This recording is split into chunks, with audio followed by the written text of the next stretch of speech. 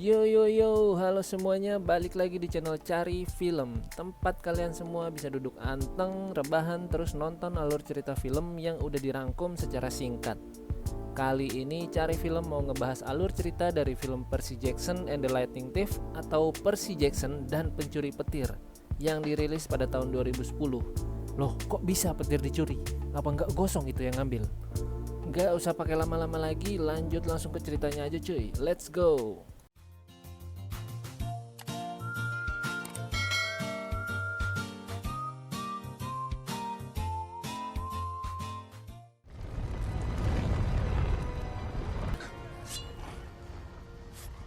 Bring me the boat!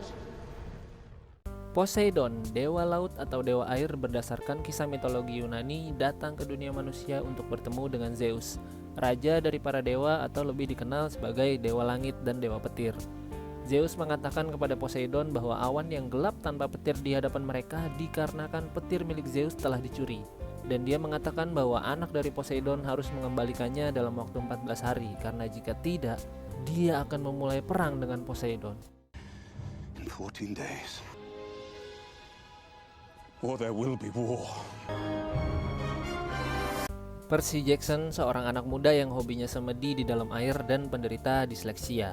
Jadi disleksia itu cuy, gangguan yang umumnya bikin seseorang sulit untuk memahami atau membaca tulisan karena ada gangguan atau perubahan cara otak kiri dalam membaca sebuah kalimat. Tambah ilmu satu lumayan ya kan? Ketika diminta menjelaskan apa yang ditulis gurunya di papan tulis, dia bilang nggak tahu karena begini yang dia lihat. Percy Jackson? I'm sorry, I don't know. Sepulangnya dari sekolah, Percy curhat ke ibunya soal disleksi yang dialamin kayaknya makin parah nih. Namun tiba-tiba masuk bapak tirinya, Gabe, yang kurang ajar lah pokoknya ngelihatnya cuy. Mana bau babi lagi katanya Percy. You show some respect. Why do you stay with that pig? He smells like a sewer. He's been good to us, Percy, in ways you don't understand. Ketika studi tur di Museum Sejarah Yunani, diketahui bahwa para dewa Yunani sesekali turun ke bumi lalu bereproduksi dengan manusia. Dan anak dari perkawinan itu disebut dengan demigod atau manusia setengah dewa. Contoh yang terkenal itu kayak Hercules, Achilles, Perseus, banyaklah kalau mau dicari-cari ceritanya. Gurunya yaitu Ibu Dutz minta Percy ke sebuah ruangan untuk bicara. Dan ketika dia sudah ada di dalam, tiba-tiba Ibu Dutz berubah menjadi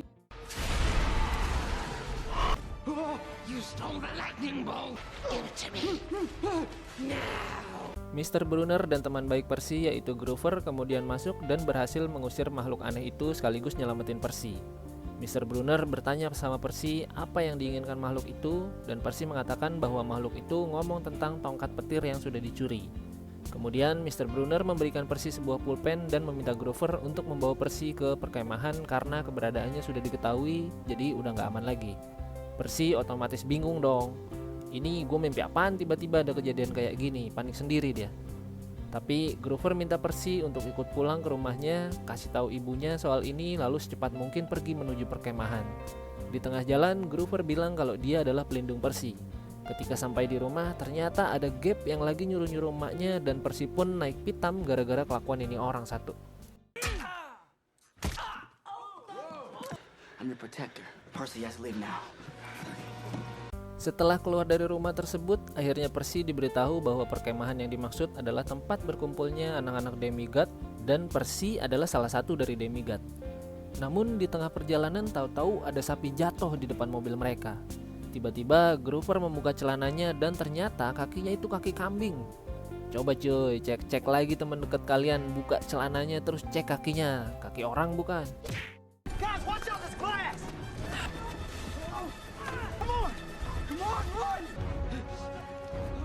Kemudian mereka sampai di jalan masuk perkemahan, tapi cuma Percy dan Grover yang bisa masuk karena tempat itu memang khusus untuk para demigod. Sedangkan ibunya yang cuma manusia biasa nggak bisa masuk ke dalam. Percy tentunya nggak mau ninggalin ibunya, tapi tiba-tiba muncul Minotaur yang langsung nangkep dan ngeremes ibunya sampai jadi debu. Percy melawan Minotaur tersebut dengan menggunakan pulpen yang diberikan Mr. Brunner.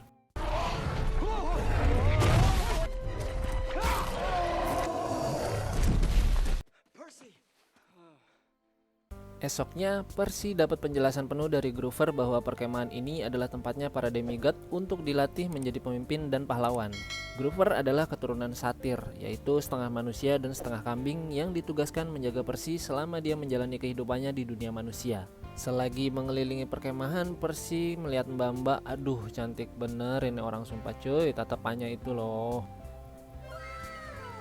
Tapi kemudian Percy diajak bertemu dengan Mr. Brunner yang ternyata dia adalah seorang centaur dan bertugas untuk mengawasi dan melatih para demigod untuk menjalani kehidupan mereka.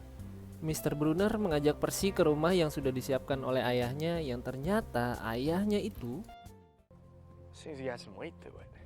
My father's Poseidon. God of the seas. You're very powerful. Percy dijelaskan oleh Mr. Brunner bahwa Zeus menuduh Percy mencuri petir miliknya dan meminta dia untuk mengembalikannya karena jika tidak, maka bumi akan hancur menjadi arena perang para dewa. Percy pastinya bingung. Aku loh yang gak ngambil itu petir, terus aku kudu piye? Mr. Brunner berencana mengajak Percy ke Olympus dan meyakinkan Zeus bahwa bukan dia pencurinya. Tapi Percy harus mengikuti pelatihan dulu supaya dia bisa ngejaga dirinya dari bahaya yang udah pasti ngikutin dia karena statusnya udah jadi tersangka pencuri petir Zeus. Ketika latihan, tim dibagi dua. Percy masuk ke tim biru yang dipimpin oleh Luke, anak dari Hermes, melawan tim merah yang dipimpin oleh Mbak cantik Annabeth, anak dari Athena, yaitu Dewi Peperangan. Percy yang berlari dari kejaran pasukan tim merah menemukan lokasi bendera. Namun ketika dia mau mengambilnya, tiba-tiba Annabeth datang dan mereka berdua pun sabet-sabetan dengan pedang.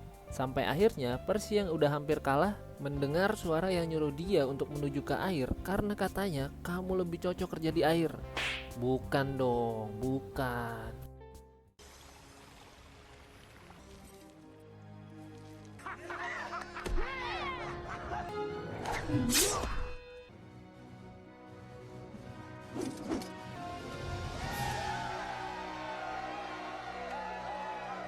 Malamnya diadakan pesta api unggun untuk kemenangan tim biru.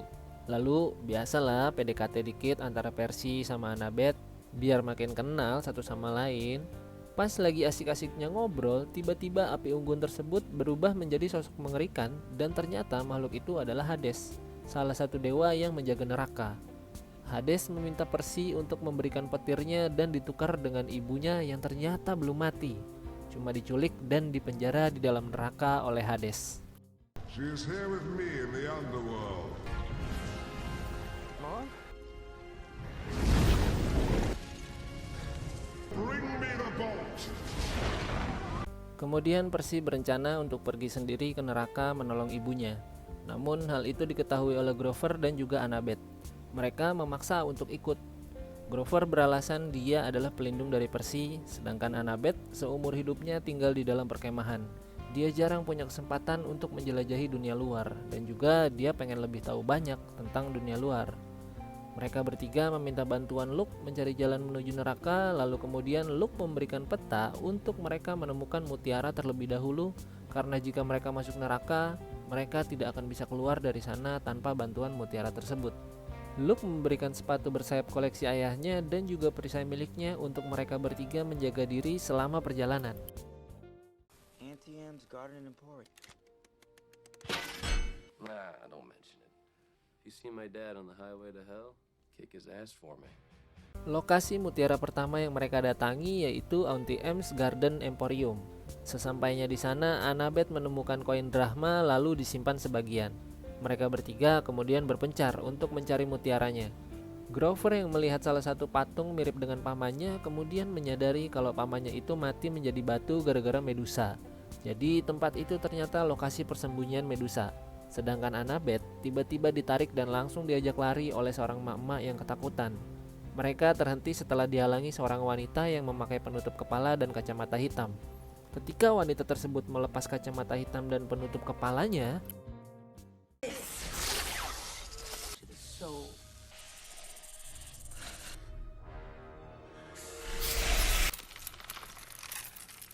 si emak-emak kemudian menjadi batu karena sudah membuka matanya dan melihat Medusa. Percy dan Grover yang melihat hal ini berusaha menyelamatkan Annabeth. Percy berhasil mengalihkan perhatian Medusa yang kemudian mengejarnya. Lalu ketika Percy tertangkap dan hampir melihat Medusa, yang terjadi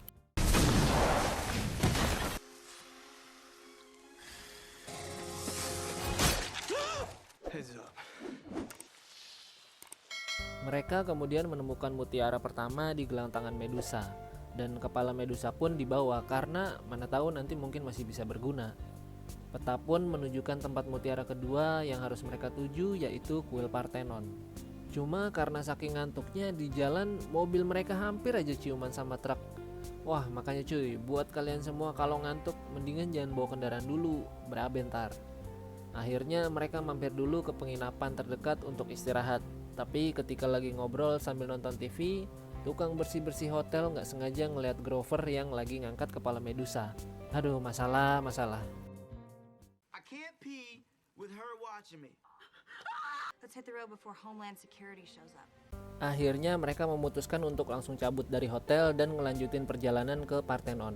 Sesampainya di sana, ternyata mutiara berada di jidat patung Athena dan masih banyak orang yang memenuhi kuil itu. Percy kemudian memiliki ide dengan kembali lagi sebelum tempat itu ditutup. Malamnya ternyata masih ada beberapa tukang bersih-bersih yang bertugas dan satu persatu dipanah Annabeth. Tapi tenang, mereka cuma pingsan selama 30 menit.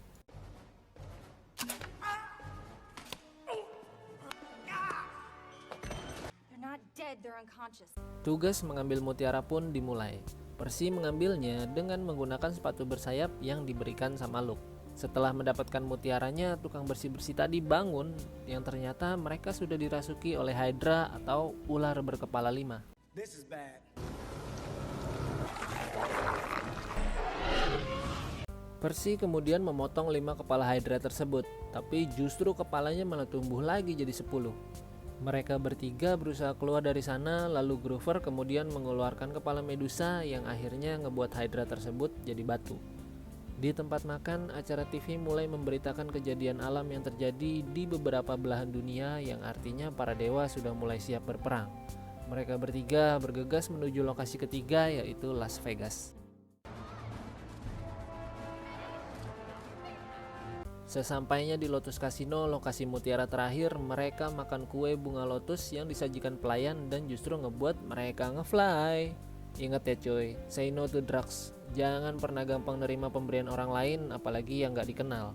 Beda mungkin kalau dikasihnya duit, lumayan buat beli susu anak, mahal soalnya. Alah, malah jadi inget curhatan temen. Bangke. Percy pun kemudian mendengar suara yang mulai bikin dia sadar. Dia mulai berhenti memakan kue bunga jahanam tersebut dan melihat mutiara yang mereka cari di meja roulette. Percy nyadarin Annabeth dan Grover, lalu mereka segera mengambil mutiara tersebut sambil dikejar-kejar security kasino.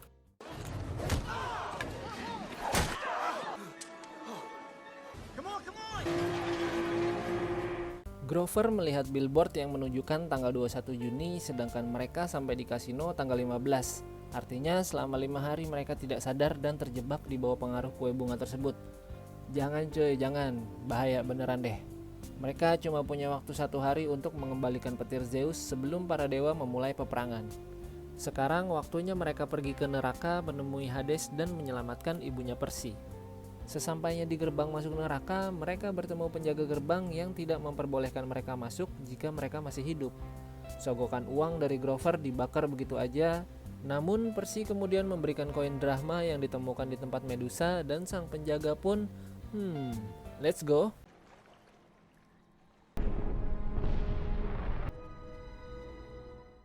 Mereka disambut oleh Persephone, istri dari Hades, yang membawa mereka ke ruangan Hades. Hades meminta petir Zeus yang dia curi dan menukarnya dengan ibunya. Namun Percy berkata jujur bahwa bukan dia yang mencuri petirnya, dia juga nggak tahu di mana petir itu berada. Setelah ibunya dimunculkan, Percy sontak membuang perisainya dan memeluk ibunya. Namun ternyata petir Zeus tersimpan di dalam perisai yang dibawa Percy. Hades mengira Percy pembohong dan berusaha menjadikan mereka makanan dari para arwah dan juga anjing-anjing penjaga.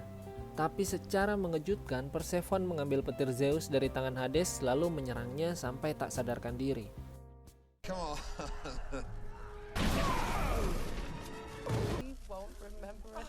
Persephone selama ini benci kepada Hades karena dia dipaksa menjadi istrinya lalu dikurung dan tidak bisa keluar dari neraka. Persephone memberikan petirnya kepada Percy dan menyuruh mereka semua untuk keluar dari sana. Sayangnya, mutiara mereka cuma 3, sedangkan orangnya ada 4. Satu mutiara hanya bisa membawa 1 orang keluar dari neraka. Grover pun menawarkan diri untuk tetap tinggal di neraka dan meminta Percy segera menuju Olympus untuk mengembalikan petir Zeus agar tidak terjadi peperangan para dewa.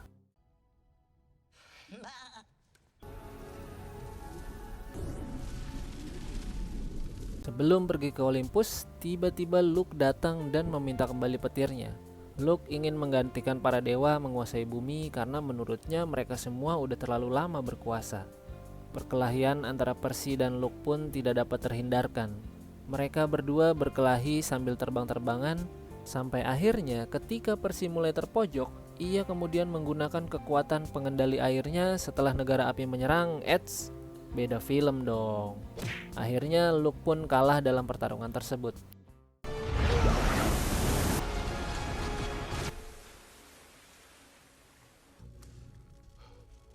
Di Olympus, para dewa sudah mulai siap berperang sesuai dengan batas waktu yang diberikan Zeus. Tapi tiba-tiba Percy datang membawa petirnya. War is not the answer. Think you might be looking for this. Percy memberitahu bahwa dia bukanlah pencuri petir itu, tetapi Luke, anak dari Hermes. Luke melakukan itu semua karena dia membenci para dewa dan ingin para dewa hancur dengan peperangan ini. Percy juga meminta Zeus untuk mengeluarkan Grover dari neraka. Kemudian sebelum kembali pulang, Poseidon meminta maaf kepada Percy dan memberitahu alasan sebenarnya bahwa dia adalah penyebab Zeus membuat aturan para dewa tidak boleh bertemu lagi dengan anak-anaknya. Karena ketika Poseidon bersama Percy dan ibunya, dia mulai merasa lebih menjadi manusia ketimbang jadi dewa. Namun Poseidon berjanji akan selalu mengawasi Percy meskipun dia tidak bisa bersama Percy dalam kehidupannya.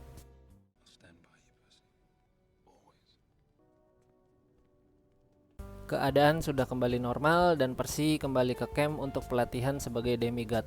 Grover yang sudah kembali dari neraka kini memiliki tanduk kecil yang menandakan bahwa dia naik jabatan dari pelindung junior menjadi pelindung seniornya Percy. Percy kemudian memulai kembali latihan bersama para demigod dan ketika mau mulai sparring bersama Annabeth, mereka berdua justru Don't ever let your opponent distract you. Kemudian film pun tamat. Selain keseruan dari plot ceritanya, ada dua pelajaran yang bisa gue ambil dari film ini cuy. Pertama, jangan lupa cek teman baik kalian dan pastikan kakinya itu beneran kaki manusia, bukan kaki kambing. Yang kedua, say no to drugs. Oke nggak? Thank you buat yang udah nonton di channel Cari Film. Jangan lupa like, share, juga subscribe buat yang suka channel ini. Kita ketemu dan nonton alur cerita film lain di kesempatan selanjutnya. Dan bye-bye.